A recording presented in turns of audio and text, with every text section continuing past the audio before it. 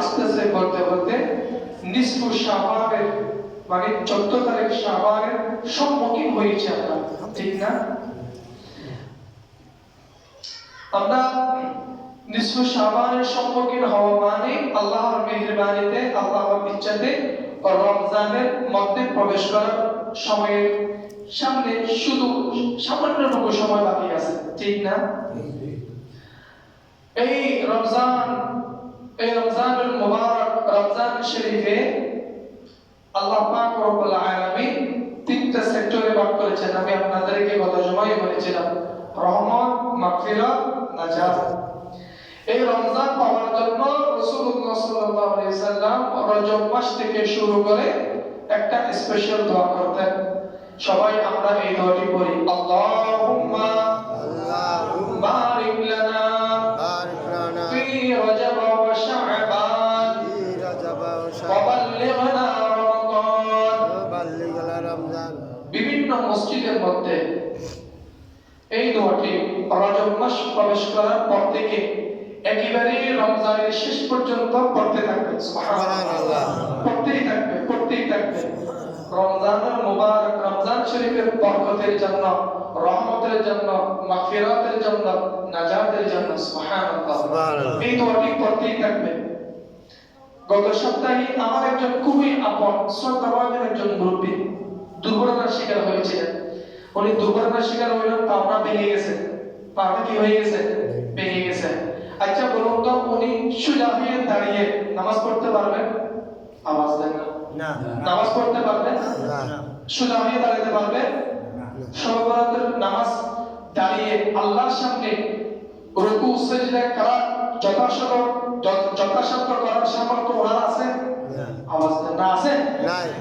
গত লাইলাতুল নিসফু শাবানে আল্লাহর পক্ষ থেকে ফয়সালা হয়েছিল উনি দুর্ঘটনার শিকার হবে। কি হয়েছিলেন? কার কাছে ফয়সালা হয়েছিল? আল্লাহর কাছে। লাইলাতুল নিসফু শাবানে আমাদের হায়াতের বাজেট হয়, রিজিকের বাজেট হয়, আমাদের সমস্ত নিয়ামতের বাজেট হয়, সমস্ত কল্যাণের বাজেট হয়, সমস্ত অকল্যাণের বাজেট হয়, সমস্ত বালা মুসিবতের বাজেট হয়, সবগুলো আমাদের কর্মের মাধ্যমে সবগুলো বাজেট হয় লাইলাতুল নিসফু শাবানে। লাইলাতুল নিসফু শাবানে বাজেট হবে আপনার ঘরে পুত্র সন্তান আসবে নাকি কন্যা সন্তান আসবে। লাইলাতুল নিসফু শাবানে বাজেট হবে আপনার উপযুক্ত কন্যা সন্তানের শাদী হবে কি হবে না। লাইলাতুল নিসফু শাবানে বাজেট হবে আপনার ঘরে উপযুক্ত যে সন্তান রয়েছে তার কর্মসংস্থানের ব্যবস্থা হবে কি হবে না, সেটা বাজেট কখন লেখা হবে? লাইলাতুল নিসফু শাবানে। আপনি আমি সুস্থ থাকবো নাকি অসুস্থ থাকবো, আপনি আমি আল্লাহ এবং রাসূল মুখে হব কি আল্লাহ এবং রাসূলের দিদার থেকে দূরে থাকবো, সবগুলো লেখা হবে লাইলাতুল নিসফু শাবানে। একেবারে সব কিছু লেখা হবে। কখন লেখা হবে? লাইলাতুল নিসফু শাবানে। যদি আমি আপনি যদি নিয়ত করি লাইলাতুল নিসফু শাবানে, কি নিয়ত করব? আল্লাহ যদি আমাকে, আমার পরিবারকে, আমার সন্তানদেরকে, আমাকে, আমার পরিবারদেরকে, আমার সন্তানদেরকে আপনি যদি সুস্থ রাখেন, তাহলে আমরা 30 রমজান ইনশাআল্লাহ যথাযথ আদায় করব। বলুন ইনশাআল্লাহ। ইনশাআল্লাহ। আপনি অসুস্থ, আপনি আমার মা, আপনি আমার খালা, আপনি আমার দাদা, আপনি আমার চাচা, আপনি অসুস্থ, ভীষণ অসুস্থ, আপনি এই অসুস্থতার মধ্যে রোজা রাখা 30 রমজান 29 রমজান পালন করা আপনার পক্ষে সম্ভব নাও হতে পারে। আপনার পক্ষে নাও হতে পারে। আপনি যদি আজকে নিয়ত করেন, এই জুমার মসজিদে বসে যদি নিয়ত করেন, আল্লাহ আপনি যদি আমাকে মেহেরবানি করে সুস্থতা দান করেন, যেভাবে আইয়ুব আলাইহিস সালামকে সুস্থতা দান করেছেন, আল্লাহ আপনি যদি আমাকে সুস্থতা দান করেন, দয়া করেন, মেহেরবানি করেন, আমি সুস্থ হয়ে রমজানের 30টি রোজা ধারাবাহিকতার সঙ্গে আদায় করব। এই নিয়মটা যদি আপনার মধ্যে একেবারে ইখলাসের সাথে হয়, কিসের সাথে? ইখলাসের সাথে হয়, আল্লাহ এবং রাসূল যদি আপনার নিয়তের মধ্যে কোনো 2 নম্বরই শয়তানি ওয়াসওয়াসা যদি না থাকে, আপনাকে নিয়ত করেছেন আপনি হয়তো সুস্থ হয়ে যাবেন, 30 রমজান রোজা রাখার জন্য সামর্থ্যবান হবেন। আর যদি আপনি অসুস্থ থাকেন, কি থাকেন বাবা? আওয়াজ দেন, কি থাকেন? অসুস্থ আল্লাহ চাইলে আপনাকে 30 রমজানের রোজার সওয়াব দিতে পারে না? পারে। পারে কি পারে না? পারে। যিনি পারেন তিনি কে? আল্লাহ। এই জন্য আমাদের অন্তরে, আমাদের জবানে, আমাদের কলবে যা কিছু আকাঙ্ক্ষা, ইচ্ছা, স্বপ্ন, সংকল্প, যাবতীয় যা কিছু আমাদের অন্তরের মধ্যে আসে সব কিছু জানেন তিনি কে? আল্লাহ। আল্লাহ। এই জন্য আমি আপনাদের সামনে তেলাওয়াত করেছিলাম বিসমিল্লাহির রহমানির রহিম ইন তুবদু মা ফি আনফুসিকুম আও তুখফুহু ইউহাসিবকুম বিহিল্লাহ।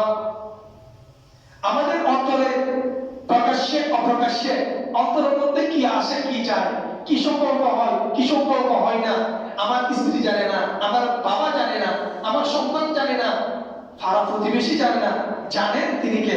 আল্লাহ। ওনার কাছ থেকে কি কোনো কিছু লুকানো সম্ভব? না। আওয়াজ দেন, লুকানো সম্ভব না। লুকানো সম্ভব নয়।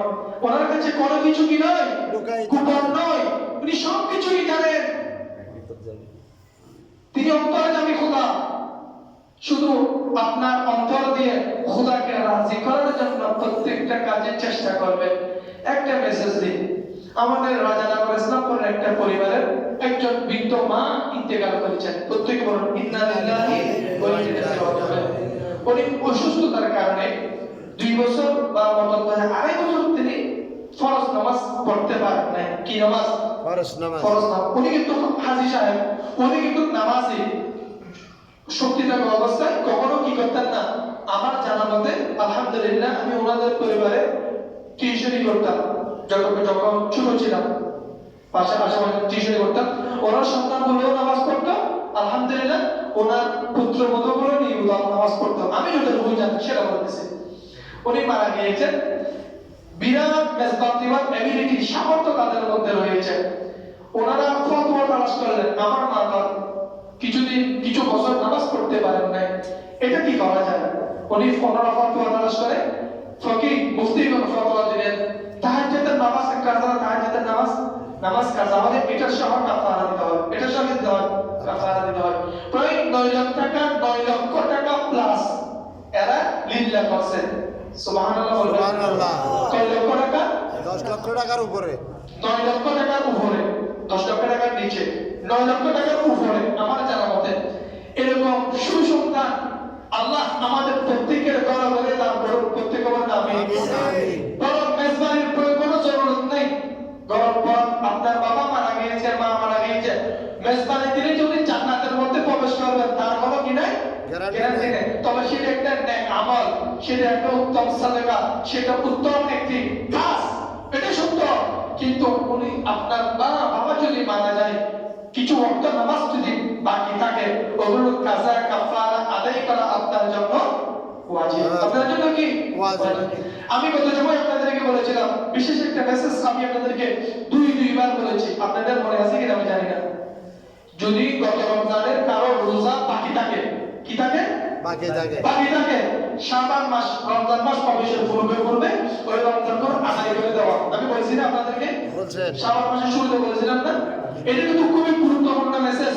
আপনার উচিত এই মেসেজটা আপনার স্ত্রীকে জানিয়ে দেওয়া। কাকে? আপনার স্ত্রীকে, আপনার সন্তানকে, আপনার কন্যা সন্তানকে, আপনার ভাইকে জানিয়ে দেওয়া, এটা আপনার উচিত। যদি আপনাদের কোনো ফরজ রোজা বাকি থাকে, এটা আপনাদেরকে রমজানের পূর্বে আপনাদেরকে কি করতে হবে? আদায় করতে হবে। সালামু ইয়া রাসূলুল্লাহ আলাইকুম, সালামু ইয়া হাবিবাল্লাহ আলাইকুম। আচ্ছা, যারা বিদেশে যায় এরা স্ক্রিনিং করেন, এদেরকে স্ক্রিনিং করে সেটা আপনারা শুনছেন কখনো? এদের হাতের ঘড়ি, এদের মোবাইল, এদের পকেটে যাবতীয় যা জিনিসপত্র আছে সব কিছু স্ক্রিনের মধ্যে দিতে হয়। এটা আপনারা জানেন? জানি। যারা বিদেশে যায় এরা জানে। তো আল্লাহ রাব্বুল আলামিনের কাছে মানুষ যখন আল্লাহর সামনে উপস্থিত হবে, 7 প্রকার স্ক্রিনিং হবে। কয় প্রকার স্ক্রিনিং হবে?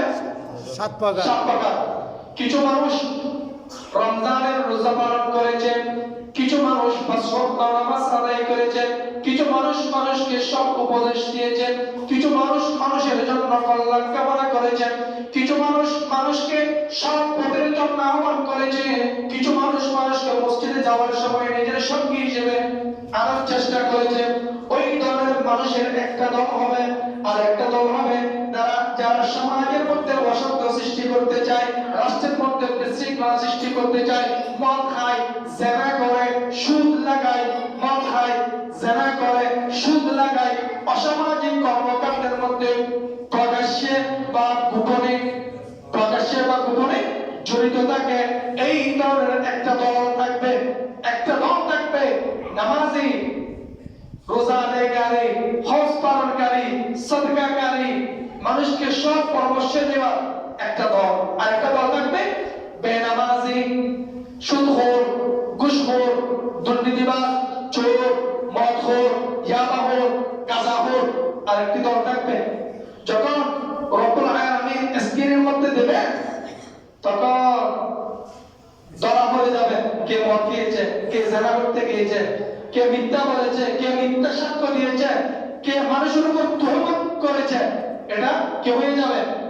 আল্লাহ স্ক্রিনের সামনে কে হয়ে যাবে? ধরা খাবে। ফুমাইকে বড় একটা টাকা বানানোর মেশিন দেখলাম।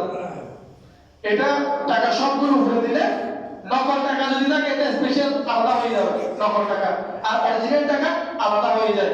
ওকে কষ্ট করে কি করতে হয় না, চেক করতে হয় না, কি করতে হয় না। আচ্ছা, নকল টাকা ধরার জন্য যদি পৃথিবীর মানুষের ব্রেন দিয়ে যদি স্পেশাল একটা মেশিন তৈরি করতে পারে, মানুষের আমল বিবেচনা করার জন্য, বিশ্লেষণ করার জন্য, আল্লাহ একেবারে যিনি